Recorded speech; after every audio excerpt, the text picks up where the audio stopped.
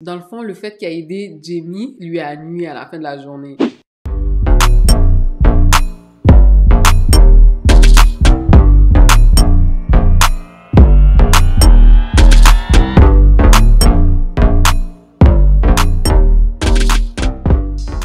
Hi guys, welcome back. Pour ceux que c'est la première fois, bienvenue sur ma chaîne. Mon nom est Darlene. On fait les reviews, recap de Big Brother Célébrité, la saison 3. On va regarder l'émission de dimanche et l'émission de lundi. Malheureusement, comme vous savez, Jérémy a été évincé de la maison. L'émission commence avec la porte secrète. On voit Anas et Marie-Christine essayer d'ouvrir la porte. Ils n'arrivent pas à l'ouvrir, fait qu'Anas propose à Marie-Christine d'aller chercher Louis. Excusez-moi, son nom c'est le Louis ou Louis? I don't know. Tout le long des émissions, je vois qu'on l'appelle Louis. Fait que je vais dire Louis. Fait qu'ils sont allés chercher Louis. Et elle donne deux options. Elle dit soit qu'on va chercher du monde, quelques personnes, ou soit qu'on va demander à tout le monde. Puis lui est comme, non, on va aller trouver Louis. Fait qu'ils n'arrivent pas à ouvrir. Fait qu'à la fin, à la fin de tout ça, tout le monde est réveillé. Tout le monde sait qu'il y a une porte secrète. Puis tout le monde sait qu'elle a découvert la porte secrète. Ensuite, Jérémy, il va voir Martin, il lui dit qu'il pense avoir assez de votes peut-être pour rester. Martin dit qu'il se doute qu'il y a plusieurs alliances, etc. Obviously, nous, on sait qu'il y a plusieurs alliances dans la maison. Coco, c'est elle qui est à la tête de l'alliance de l'After Party. C'est eux qui sont les plus nombreux de ce que je vois jusqu'à maintenant. Fait que elle regarde tout ça, puis tu vois qu'elle joue vraiment dans les plates-bandes. Vraiment, je dirais que pour l'instant, elle a beaucoup d'influence dans la maison. Fait que c'est tout à son avantage et c'est parfait pour elle. Jérémy demande conseil à Ben de il veut savoir qu'est-ce qu'il devrait faire pour pouvoir rester dans la maison. Puis Ben lui dit, va voir chacun des joueurs, puis il va les parler, leur dire les raisons pourquoi tu voudrais rester, etc. Ce que Jérémy décide de faire. Puis tu sais, Jérémy, il est le fun. C'est lui qui a fait le jeu de cache-cache et puis ça, c'était vraiment nice. Il met la vie dans la maison. Il est allé voir chaque personne, puis tu sais, ça semblait bien auguré. Puis arrivé dimanche au vote, son speech puis le speech de Marie-Christine, les deux, je les ai aimés, ils étaient vraiment différents leur speech, mais je donnerais le edge à Jérémy. J'ai trouvé que c'était, si on devait juste voter sur les speeches, je trouve que c'est lui qui devrait rester. Il était contre Marie-Christine. Marie-Christine, là, so far, là, c'est pas une menace du tout, là, on s'entend. Il a dévoilé ses cartes trop tôt dans l'aventure, fait que ça l'a tout de suite nuit. Puis malheureusement, il n'a pas pu remonter la pente. Arrivé au vote, c'était 10 votes contre 3. Les personnes qui ont voté pour que Marie-Christine soit investie et pour que Jérémy reste, ils étaient Ben, Martin et Alex. Ça n'a pas été assez pour lui. Moi, j'avais eu de l'espoir, là, pour de vrai, quand il montrait les votes, là, j'étais comme, oh, j'espère qu'il va rester, mais tu sais, il n'y avait aucune chance, là. Comme j'ai dit, il était contre Marie-Christine. C'était un no-brainer, là. Comme, je sais pas pourquoi j'étais dans le déni ou que lui-même il était dans le déni. Je voulais tellement qu'il reste. Il y avait la larme aux yeux, puis tu sais, ça m'a fait mal pour lui. C'est juste une semaine, mais on s'entend qu'ils sont enfermés tous ensemble, puis c'est intense comme jeu, fait que je peux comprendre que ça affecte tes émotions. Martin et Alex sont saisis qu'il a été mis dehors. Ils étaient out of the loop. Ils sont pas trop au courant de toutes les alliances, surtout l'after party. Je pense que, à part ceux qui font partie de l'alliance, they have no idea. Je pense que la plupart des gens savent aussi qu'il y a l'alliance des humoristes. C'est pas trop surprenant que les humoristes peut-être se seraient ralliés ensemble. Fait que ça a l'air d'être une alliance que les gens savent existe ou se doutent existe, mais l'after party en tant que tel, je suis pas sûre que les gens qui en font pas partie savent que ça existe. Mais c'est vraiment chiant quand on y pense là pour Jérémy parce que dans le fond, le fait qu'il a aidé Jamie lui a nui à la fin de la journée. C'est une cumulation de plusieurs choses, mais s'il avait pas insisté pour qu'elle soit la patronne, elle l'aurait pas mis sur le blog. Peut-être que quelqu'un d'autre l'aurait mis dans le blog, on s'entend, mais ouais, il a joué too hard too soon. Marie-Mé lui a donné l'opportunité de donner le code à un joueur. Il a décidé de le donner à Benoît. Il a dit que, tu sais, il allait rester fidèle jusqu'à la fin. Il a dit à Benoît que oui, je te donne le code, je tiens ma parole, etc. J'ai trouvé que c'était un beau moment. Puis Benoît était comme, oh my god, ok, j'espère que je vais pas oublier le code. J'étais comme, ok. Maintenant, Benoît a une petite avance. Il a le code de la porte secrète. Puis je pense que ça pourrait lui être utile parce que c'est lui qui est en danger cette semaine d'après moi. On est rendu ensuite au challenge, le nouveau challenge de cette semaine pour désigner qui va être le patron. Bien entendu, Jamie ne peut pas participer à ce challenge vu qu'elle était la patronne de cette semaine. C'était comme une compétition de questions. Ils avaient posé des questions par rapport aux joueurs, à chaque joueur par rapport aux autres joueurs, puis ils devaient répondre qui pensait qui qui était la réponse, la bonne réponse. Puis si tu pensais que c'était la bonne réponse, oh my god, j'ai la misère à expliquer. Dans le fond, le jeu était des questions par rapport aux joueurs de la maison. Ils devaient répondre un nom d'un joueur de la maison qui pensait qu'il était la bonne réponse. Puis une fois que tu pèses le piton, tu dois répondre en allant devant le joueur puis en jetant la tasse, le contenu de ta tasse de l'eau sur le joueur. Si tu avais la bonne réponse, tu pouvais éliminer une personne qui était encore dans la course. Si tu n'avais pas la bonne réponse, tu étais éliminé du jeu et tu pouvais pas être patron. Fait que les questions étaient vraiment intéressantes. Ça nous a fait découvrir un peu plus les joueurs parce qu'on s'entend, on voit pas tout ce qui se passe à la maison 24/24. So, il y a des réponses qui m'ont un peu étonnée là. Tu sais, je vais regarder rapidement avec vous les questions pour ceux qui n'ont pas eu l'opportunité d'écouter l'émission. La première question, c'était qui passe le plus de temps au miroir? La réponse était Naila. Elle était un peu saisie. Elle était comme, non, comme après ça, elle a dit, ah ouais, comme c'est peut-être que c'est moi. Mais j'étais pas trop surprise. Ils avaient répondu Mona, le maquillage et tout. C'est sûr que ça prend du temps, mais de ce que je vois, je pense pas qu'elle se met vraiment en costume tous les jours. Fait que la deuxième réponse qui faisait du sens, c'était vraiment Naila. Qui est le plus menaçant? Alex. Ça, c'est pas une bonne chose pour lui. Ça confirme que tout le monde se sent menacé par lui dans la game. Qui fera le meilleur discours sur le bloc? La réponse était Ben et Mona. Qui est le plus grognon le matin? Anas. Qui causera le plus de drame? Ça, c'était vraiment comique. Mona est allée devant Naila. Elle était comme, oh my god, je m'excuse. Elle voulait vraiment l'arroser avec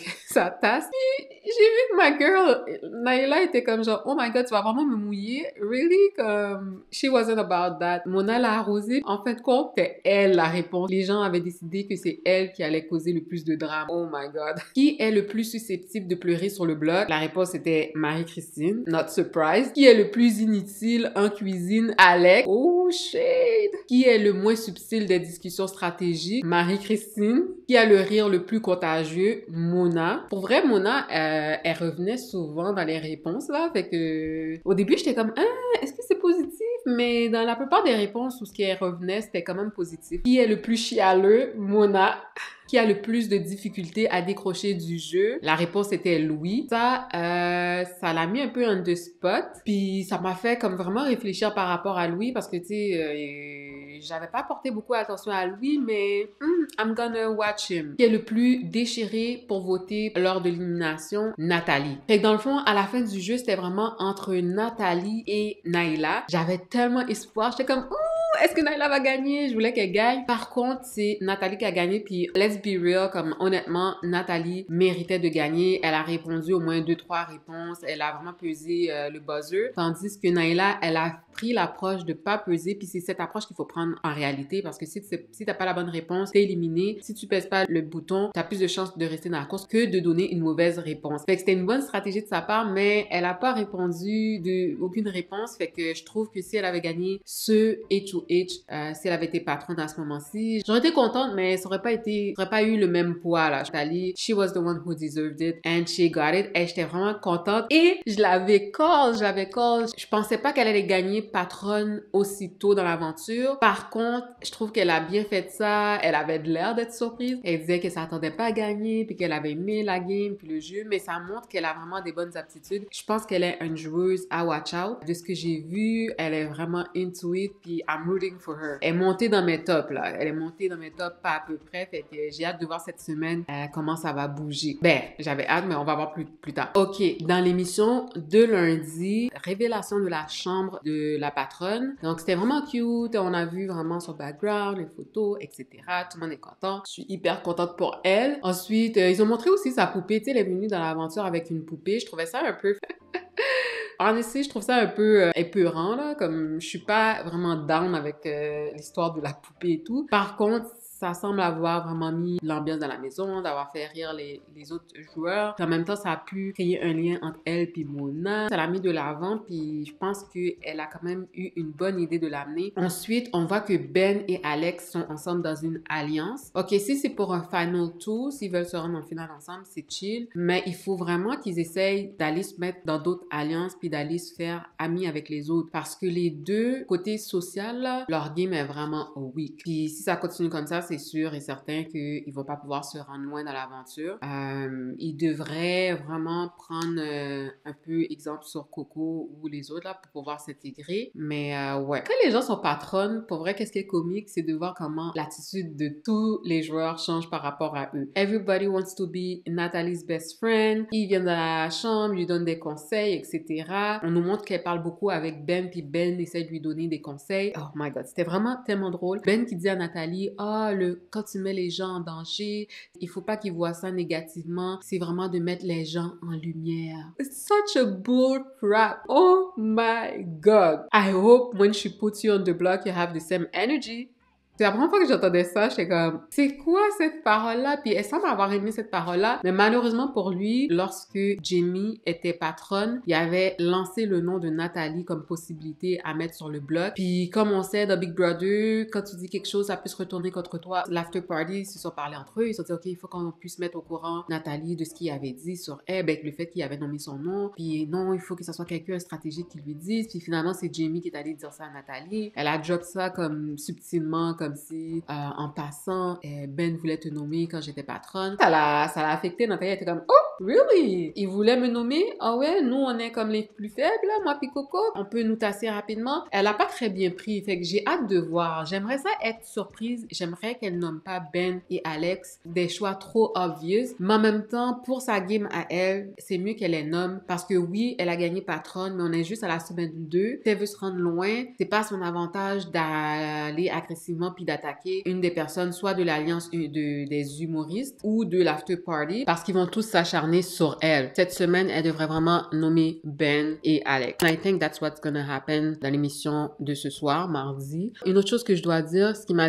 vraiment déçue de Marie-Christine, c'est quand elle a throw Anas under the bus. Lorsque Nathalie venait juste de gagner le challenge de patron, qu'elle a réalisé que, comme je vais devoir nommer 2 personnes, ça va être tough, je sais pas s'il va y avoir des gens qui vont se porter volontaires. Là, Marie-Christine, elle a dit qu'Anas s'ennuyait de ses amis. J'ai trouvé ça tellement snake. Corinne est allée reporter ça à Anas, puis Anas était comme, moi puis elle, it's on, il y a trust plus, puis avec raison, fait que j'ai hâte de voir comment ça va se développer de ce côté-ci, puis je trouve que Marie-Christine elle a pas été smart parce que Anas c'était pas du tout après elle, puis ça aurait pu être à son avantage dans la game, puis tu sais, so far, elle est pas très bonne côté compétition, fait que je sais pas pourquoi elle a voulu throw Anas under the bus. Anyways, maintenant, regardons sur Twitter ce qui s'est dit. J'ai trouvé bizarre que personne ne félicite ou remercie Marie-Christine d'avoir trouvé la porte secrète. C'est quand même un moment fort de la semaine et juste pour ça, elle méritait de rester dans la maison. Vraiment pas. Pour vrai, la porte secrète, là, c'était un no-brainer. Il y avait des flèches qui indiquaient où aller. C'était tellement évident. On s'entend qu'elle est restée dans la maison parce qu'elle est une menace pour aucun des joueurs dans la maison. And that's the only reason she stayed. J'ai fait un diagramme de la game de Big Brother célébrité, l'after party, Coco, les braises et Marie-Christine qui est à part. Oui, Marie-Christine qui est dans aucune alliance, ça peut l'aider comme ça peut lui nuire. Lorsque, dans le fond, c'est Coco qui a la meilleure position là dans tout ça. Mais lorsque les 2 alliances vont s'attaquer, le fait que Marie-Christine est pas dans aucune alliance, elle va pas être le main target. Mais en même temps, si il y a des flèches qui s'envoient puis elle attrape une flèche au passage, so be it. Les gens ont pas d'alliance avec elle, fait qu'ils vont pas se sentir mal de la mettre sur le bloc, surtout qu'elle a été déjà dans le bloc, puis on sait déjà, une fois que tu as été dans le bloc, tu peux devenir une option très facile et tu peux être une option récurrente et très facile pour le patron ou la patronne de la semaine à être mis comme un pion. So, ça peut lui nuire aussi. Nathalie is HOH, let's effing go. You already know I'm happy. Je savais qu'elle en avait dans le ventre. Par contre, je pensais pas qu'elle allait gagner aussitôt, mais je suis vraiment, vraiment contente. Elle fait une bonne game jusqu'à maintenant. Puis si elle continue comme ça, elle va se rendre vraiment loin. La nouvelle patronne ne catch même pas qu'elle est patronne. Don't do her like that. She certainly knows what she's doing. Benoît Gagnon s'avère être un excellent joueur, même si ça risque d'être difficile pour lui si l'alliance de 9 se maintient. Son côté social, assez bon à certains moments, puis c'est moins bon à d'autres moments. Comme j'ai dit, il va falloir que lui puis Alex aillent se faire amis avec d'autres personnes pour pouvoir s'assurer une place plus loin dans l'aventure. Puis je trouve qu'il avait quand même fait un bon travail avec avec Nathalie lorsqu'il allait la parler et tout. Il y en a beurré un peu épais lorsqu'il parlait de mettre en lumière, whatever. Mais c'était quand même une bonne game jusqu'à temps que sa parole lui revienne à la face. Il a fait une erreur. On va voir s'il va pouvoir se remettre de cette erreur. Je peux pas dire qu'il est un excellent joueur. On va voir si côté compétition, s'il peut se démarquer, s'il peut aller chercher s'il peut aller gagner pour pouvoir s'assurer une semaine de plus. Nouvelle phrase, bullish, tu les mets en lumière. 100% bull crap. Comme, j'ai trouvé ça poussé, là. I hope you have the same energy when you be on the block, parce que pour moi, c'est sûr, c'est lui qui va être dans le bloc. Mona de Grenoble fait pas mal tout bien à date. Elle rallie, manœuvre, a un super bon ton, socialement semble adorer, et elle incorpore une grosse dose de charme à son jeu, juste en étant elle-même. Si l'after party évite le bloc, grosse victoire pour eux. Yeah, she's doing a really good job. Comme juste dans le jeu, comme j'ai dit, son nom revenait assez souvent. Par contre, je trouve pas que c'était si négatif que ça. C'était assez positif. Ça montre qu'elle est très impliquée puis que les gens, quand même, on dirait, la connaissent assez. Puis que, tu sais, elle est attachante. Je m'attends à ce que ça soit Benoît et Alex en danger cette semaine. J'ai hâte de voir c'est quoi qui va être la compétition pour le veto. Voir si c'est Benoît ou Alex qui vont gagner ou si c'est quelqu'un d'autre. Guys, let me know in the group chat comment vous avez trouvé, qui que vous pensez qui va être mis en danger. Qu'est-ce que vous pensez du fait que Nathalie a gagné HOH? Est-ce que vous pensez qu'elle va pouvoir se rendre loin? Laissez-moi savoir aussi c'est qui votre joueur préféré. Pour l'instant, dans mes tops, j'ai beaucoup de joueurs que j'apprécie, que j'aime beaucoup jusqu'à maintenant. Je dirais que j'aime bien Naila qui a quand même été proche de gagner le HOH. J'ai Nathalie que j'aime beaucoup. J'ai Anna que j'aime bien. J'ai hâte de voir comment il va se débrouiller dans les compétitions. Qui d'autre? Il y a Coco aussi qui fait une très très belle game. Et Mona aussi de Grenoble que je vois de plus en plus comme une compétitrice, comme une joueuse qui va se rendre loin. So, laissez-moi savoir. J'ai hâte de vous le lire dans le groupe chat. N'oubliez pas de like la vidéo, de partager avec vos amis et surtout de vous abonner à la chaîne. Si vous n'êtes pas encore abonné, guys, abonnez-vous à la chaîne. Ça prend 2 secondes de vous abonner. Merci à tous mes abonnés. Prenez soin de vous. À la prochaine.